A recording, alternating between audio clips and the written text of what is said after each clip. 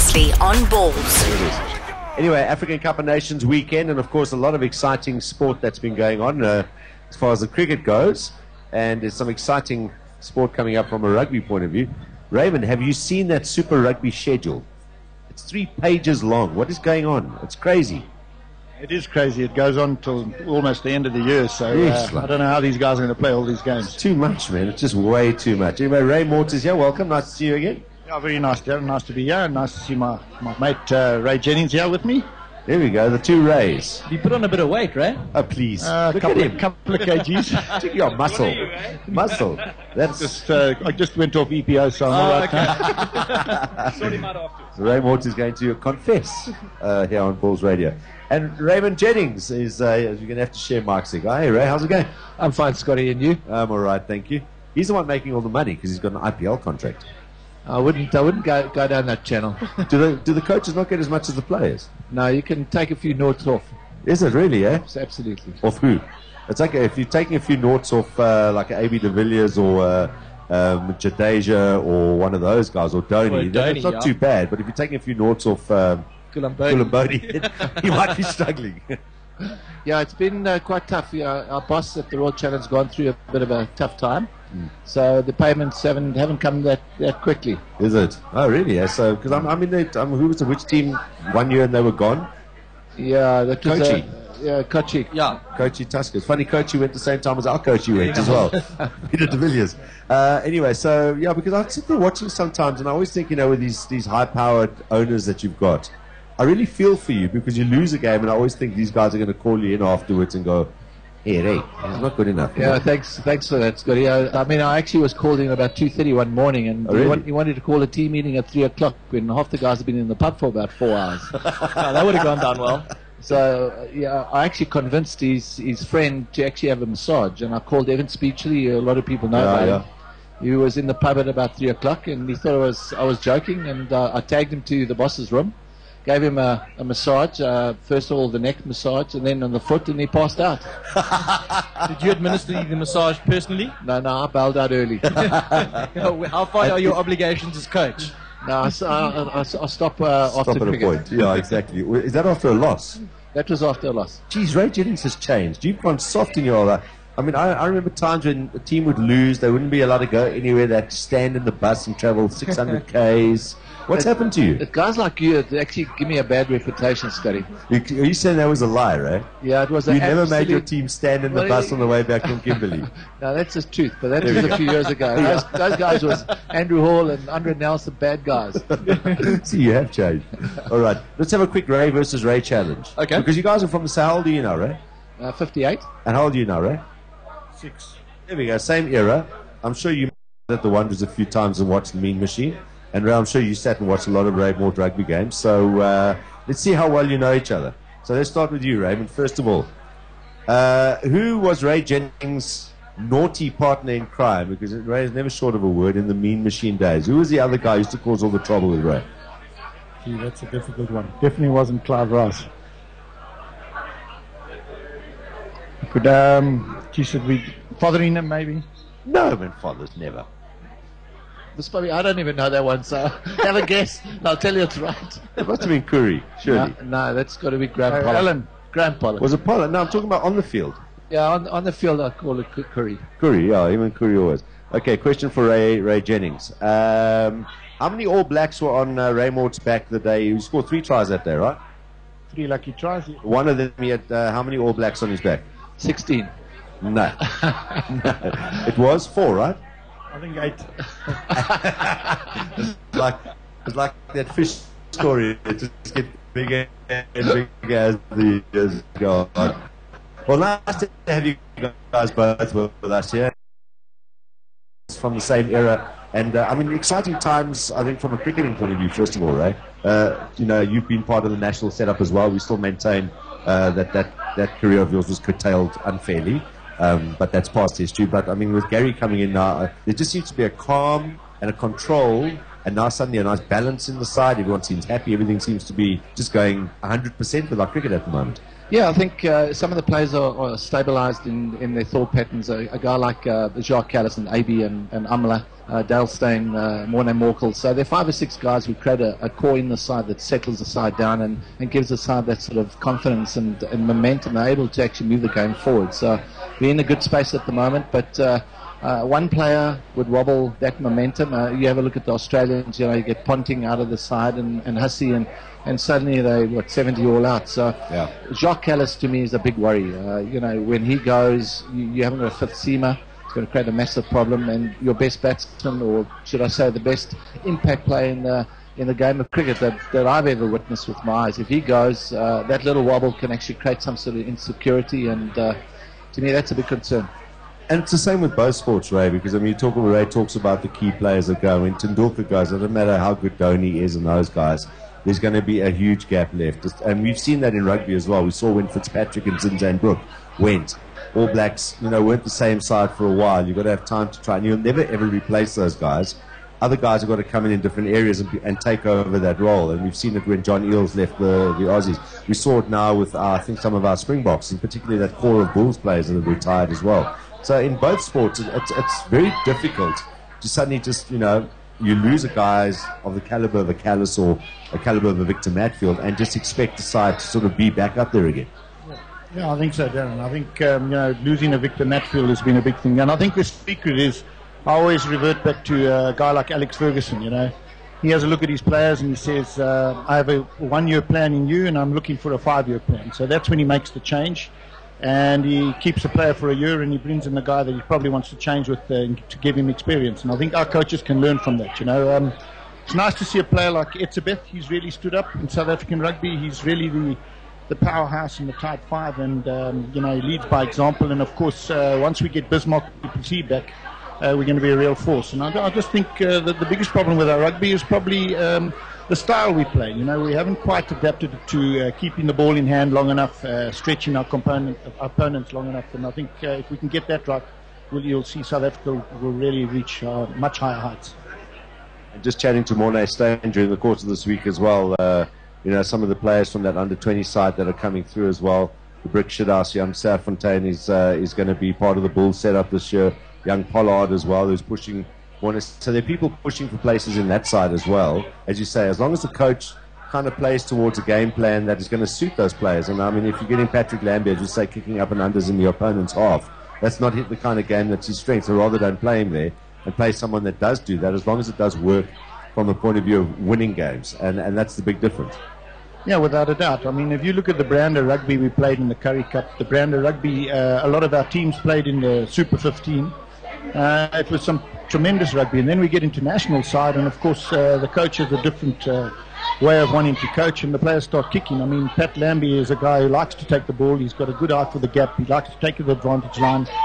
He likes the continuity and things like that. So, I think it's definitely, I don't mind saying it outright, I think it's definitely coaching problems which we need to sort out. All right. From a cricketing point of view, Ray, obviously a slightly different position. We're now top of the heap. So, everyone's now going to be gunning for us. More of a, I think get more into a winning habit, not accept the fact that we win one, lose one. Because we get to a World Cup and suddenly you've got to win basically as many, if not every game in that competition. So, a big focus now on the ODIs with, World Cup not that far away anymore. Yeah, I think the one-day setup and the way you play in one-day tournaments, actually you need a bit of luck. Key players need to perform at the right stage, and it's a knockout stage. So without a bit of luck, you always tend to run into a bit of a problem. I think our one-day combinations we need to look at. Going to the last World Cup, I thought we got a guy like Albie Morton, for example, because he had a poor period just before the selection. He got left out for Faf du Plessis, who was a new guy. So that to me, there was a number 7, 8 that could actually have that game breaker option at the end. We didn't have that going to India. So we need to plan a lot quicker and get into a groove and get into the momentum sort of a year before the World Cup, which must probably give us a better chance to actually win the tournament. We spoke to Paddy Upton yesterday, and he said that one of their aims is to get the one-day side as settled as the test team, and for that sort of that natural air of confidence which comes, I think, with winning and performing well, for that to then instill itself in the one-day side. But that, of course, takes time. But just leading on to that, we've been there before those World Cups. I think there's something else that we need to turn over, because we have been in that position. I think 99, we were the side to beat there. I think even 96, our side was, there's something else when it comes to World Cups, Ray, and maybe we need to be putting our finger on that. Maybe Gary's got it because he's been there before with the side. They've been working with guys like Horn, and there is a different demeanor about the side, but I think it's a lot to do with, this is a monkey. Getting into World Cups, there is a monkey on our back. Yeah, I think he is a monkey, but, in one-day cricket, if you lose a game, they call you a choker. And sometimes, that you have a little bit of a poor decision or something like that, and people say you choke, but it's really just a loss. The problem that I've got, leading into the World Cup, I think the important thing is to make sure you actually understand what players are going to be picked in what positions, and start working on that basis. A.B. de Villiers, for example, is he going to keep or isn't he going to keep? Now, that sort of is a cloud that if we don't sort that out, the pressure starts building as we get closer to the World Cup. So those key positions, our spinner, for example, every 6 months it changes. So leading up to the World Cup, if Robbie Peterson goes through a bad patch, then you throw him out to bring a new guy in key positions. And I don't think we really got that in India. It's small grounds. We needed a number 6, 7, and 8 that really can hit ball. It's flat wickets, they are slow, and I don't think we actually did our homework and got that sort of roles right. Yeah. Well, it looks like and I think AB is someone that he's decided, and look, he's got a good head on his shoulders, that he's decided, and he said to us on this show last year that if needs be, he's going to have to give up his IPL contract. He doesn't play for you, does he? No. You hope he does then. He does play for us. He does play for you. Has he spoken to you about it? No, promise he won't give up his IPL contract. But he was saying if he had to. I don't care what he's told you. The ODIs they're looking at Quinton de Kock and the T20s as well. I'm smiling because I heard the Quinton de Kock story. I could not believe that someone actually stood up to Ray Jennings and said what I heard he said, but we'll get beyond that. But I mean, is that the way to go? Do we put our stall in Quinton de Kock in the shorter form of the game, let AB keep, or do we put Quinton in as like we did with Boucher, get him in early, let him keep, and let's extend AB's career as a batsman? I think the most important thing when you look for a keeper is the work ethic, because you need to actually work hard in that. So if you're going to look for a keeper, you need to actually work with a guy that actually wants to keep, not a guy that's a batsman that just comes to net and takes the gloves. Because key games, if you're not good enough in that position, you're going to let the team down. But AB does want to keep. He said so. Well, AB will change his mind in the next 3 or 4 years, because I said to him, if he is captain of South Africa, which he is in the ODI sides, and if he keeps, he can make a massive difference to the impact of the games. So he'll be stupid not to get himself fit or whatever the case is to actually. I mean, you say there's a monkey in the back. If I say if AB keeps, you've got a chance of winning. If AB doesn't keep, we might not win. And he's the captain. So if AB wants to make the monkey disappear from the South African backs, that's one small aspect that we actually can look at. Yeah. So did you and Quinton have words? No, I didn't have words. Quinton did. I don't have words with players. What do you think of him as a player, though? I mean, generally, is he? Because I mean, look, and you'd be the first one to say a player with a little bit of attitude, as long as it's put in channeled the right way, can be a very valuable thing for a side. Does he have the talent to back up the mouth? Look, in the last 6 years, I've taken the national under 19 side. I think we've produced 10 international players, and he's obviously been the 11th. He's got a very fantastic eye-hand coordination. He left school early, which to me is a problem from the emotional point of view. He needs to work out himself with regard to his work ethic, but he definitely has potential to become a top international cricketer. The way he uses his work ethic and the way he uses the system, you need intelligence. When you get dropped, for example, you need a support system to pick you back up. Because the structures in world cricket and any sport, they tend to forget the loser. They look at the top 11 or 12 guys, they forget to ask you for the autograph, and you need a structure and intelligence and emotional, all that comes the backbone of a top class players, and that's going to be his test in the next 5 years. And there's no doubt that I think you could find that and get that out of any player that you used to work with. I mean, you were never overawed by any players, you were allowed to be overawed by any players. And that probably tells you the fact that you also can work in the IPL, which is not an easy environment to work in. Having said that, though, it's great that we have a guy like Gary involved with the side because he's dealt with India. And we've known how difficult it is. I mean, ask Greg Chappell, having to deal with these huge egos, personas in Indian cricket. Gary came in there with a very different demeanor maybe to yourself, but managed to actually get through that and bring success to the side. So, you know, if you have got a strong personality where there does need to be some kind of management going with a Quinton de Kock, Gary is probably the right guy then to have there as well. Yeah, I think as a coach, you know, at IPL, you know, you've got to deal with the Australian, the New Zealand guys, the South African, and the Indians very differently. And an Indian, Gary will tell you that as India playing with top players like Kumble and Dravid and guys like that, you tend to get led by the senior players in India. When I deal with the under-19s, they're coming out of school where they just don't really have a formula to how to do things to actually play international cricket. What is it like playing in front of 30,000 people, and what's the work ethic like? So you're teaching the new start to a career. When it comes to working with the national side from a Gary point of view, all those guys have had that breeding of 10 or 15 years, and you know the core of those players actually know what to do. So a guy like Quinton will have to fit in quickly. Where in the under-19 setup, you know, Quinton's still trying to be taught, and you actually got to be a lot harder with the 18, 19-year-olds than you do with a Jacques Callis or A.B. de Villiers, who really lead themselves and actually understand what has to be done. I hear good things about your lighty here, who's come to visit us as well. Yeah, he's the best keeper out of all of you. No, he's not a keeper. He's not a keeper. No, he's not. He's still the best keeper out of all of you. I had one son as a keeper, and my next one wasn't going to keep. No, what is he? He's an opening batsman, and he bowls. Okay. All right, cool. 6'4", I wouldn't want him to keep. All right, and are we going to see another Jennings coming through the ranks into maybe national? Yeah, he captained the national under-19 side last year. There we go. So he does have some sort of talent. All right, there we go. He's sitting here right next to us at the moment. So, good luck. How old are you now? I'm 20 at the moment. 20, okay. Still a long, long way to go. And does your dad work a lot with you? Yeah, he works quite a bit with me, pushes me through my paces. But I mean, how? You're an opening bat and you bowl? Yeah, opening bat. What does he know about either? Although you did open for a while with Transvaal, right? Are you right?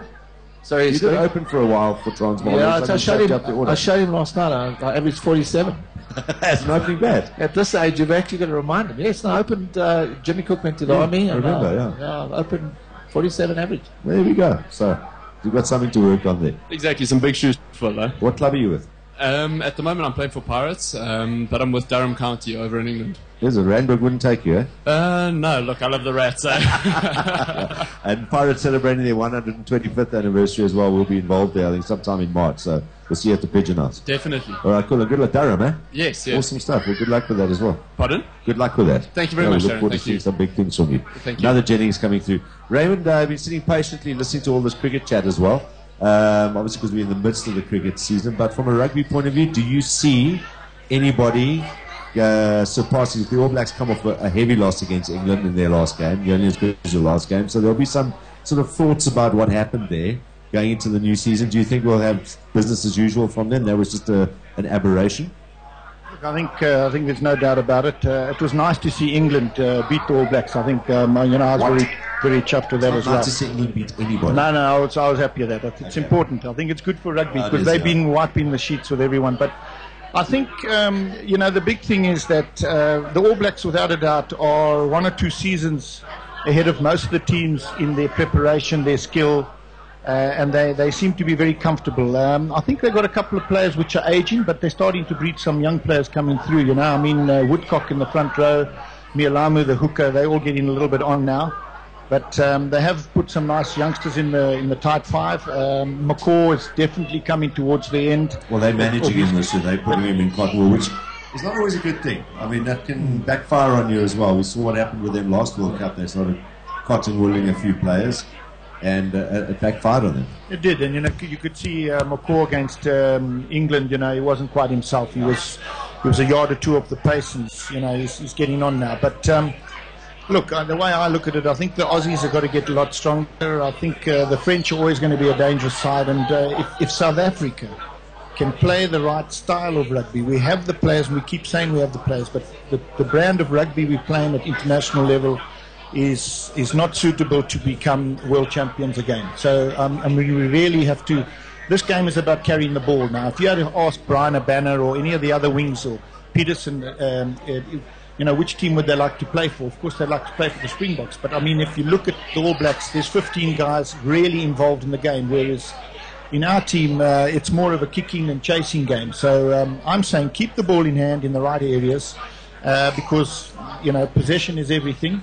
And if we can do that, and if you could get guys like Willem Alberts, Marcel Coetzee, Etzebeth, there's just 3 guys that I've never mentioned, and Duplessis, the prop.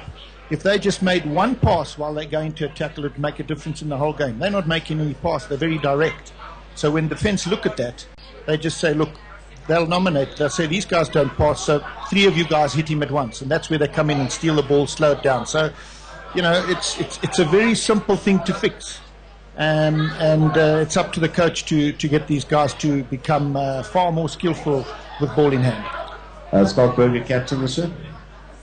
Skalkberger, I can't see anyone else keeping him out. I just hope he's nice and fit. I see he's going to captain the Stormers. And he's a tremendous man with experience. He's got a cool, calm attitude on the field, and he comes over very well, and the players look up to him tremendously, so I'm hoping he performs first, because I think the captain's biggest thing is performance. He must lead by example, and if that happens, we'll have a great captain out there. I can see some great talent coming through as well. I think Safontaine is going to be a name a lot of guys are going to be talking about by the end of this year.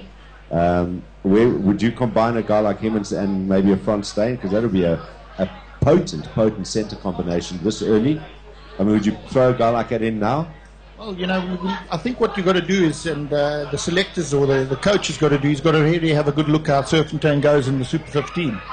And if it produces he's playing for the Bulls, but other than that, the Bulls will play well this year. They're going to be a good side. I think they're going to be a good side, and I think if he goes well there, and because he's going to be against some of the best players in the world throughout the competition, and if he's consistently good and he produces the goods, I think he's going to be good there. And we mustn't forget, I'm still in big favour of young Goosen from the fly half. I mean, when took Patrick Lambie out of his spot again. Well done. Pat is a great footballer, but I think this young Goosen has got something more to offer at fly half. It's the first time I've seen a guy who can carry a ball and run at pace and get the back line moving at pace with him the way he does. And I think he came back too early. I think that's the situation. All right, so I think what we've got from both chatting with Ray and with Ray and Ray is that I think our sport's very healthy looking forward to this year. As you say, as long as we manage the side from a game plan point of view the right way, no one should touch us this year. And I think from a cricketing point of view, things I think can just only get better and better for us. And there's a lot of depth as well. I mean, we talk about this young Safontaine. I love this Hardness Falloon, which brings us another option in that bowling lineup. There's another quick bowling talent. So when Alan was back panicking a year ago, going, where's our fast bowlers coming through? Now we've got an embarrassment of riches. Well, we also got the guy that got injured last year, Marchant. He came through us as well as Falloon. So there's a lot. But Pakistan coming up now, Scotty. Best series out of the 4, I think. Well, I can tell you that the balance, spinners, fast bowlers, batting. How good are those 2 new boys they got there? Absolutely. I think if they can handle our fast bowlers, it's going to be a hell of a test. Yeah, because I think Gary and some of the guys have intimated as well. It's both probably the 2 best balanced sides in the world at the moment. The one area where they might be vulnerable is their top 6, and that's where we're going to target them. So if we can get them under pressure early, then we're in a good chance. But as you say, if they do get through that, and we know how stubborn some of these guys can be, if they do get past that, it's going to be a very, very tight series. You say that. I mean, Dale Steyn, if he gets injured, you must understand he has the best test strike record in world cricket. Outside of Vernon. Well, Verner's only played a small number of tests, so I could have qualified as well, Scotty. But, I think Gary should be smart enough to actually try to get the wickets. Speak to the groundsman, buy him a bottle of whiskey and get the wickets. Nice bouncy green wickets. Because, the Pakistan guys are not the bravest guys away from home. So I think it's pretty important Gary does his homework there. Awesome stuff. It's fascinating chatting to both you guys. Thank you so much for coming through, Ray. Nice to see you again. Thank you, sir. All the best for you ahead. Look forward to maybe catching up on Skype from Bangalore again when you're over there. That was great fun last time. John's got my Skype number. Awesome. Pleasure. All right, cool. So, John, Ray's giving you don't harass him, just call him now and again. Even at 2:30 in the morning, I'm awake. Same story with everybody, don't worry. Whose career did you end today, Johnny? Whose career did you end today? No, it was a bit of almost a disaster. But, Whose career did you almost end today? Who was it, Darren? I thought you said you phoned someone at like Gavin Hunt. Gavin, you phoned him during happened. a Supersport Kaiser Chiefs game to do an yesterday, interview. and Gavin's been very polite, and I said to him, Gavin, where are you? He said, I'm watching a soccer match. And it was his I own didn't team. know, and next thing I see the result there, Kaiser Chiefs 3, Supersport United 2. Yeah. And I phoned continually because I just thought maybe, he said, it's fine, we can talk. He's Phone coaching me, his phone side me. in the Kaiser Chiefs game and he wants to do an interview. Yeah, if Gavin Hunt gets Do you think he'll speak to me again, no, Ray? he might get fired this week. He will, John, but I think that's probably why they lost. But he was very modest, He was very modest. And Ray, thanks a lot for coming through, boss. All the best, and look forward to catching up with you during the Have a great year. Thank you, Darren, Simon, John, thank you. There we go. Ray Mordt, Ray Jennings joining us here at Balls Visual Radio. Live from the Brazen Head in Fourways, corner of William Nicol and Lone Hill Boulevard. Very interesting stuff. This is Balls Visual Radio. Darren, Simon, Kate, and John. Weekdays from 3 p.m. to 6 p.m. Central African Time. Balls.co.za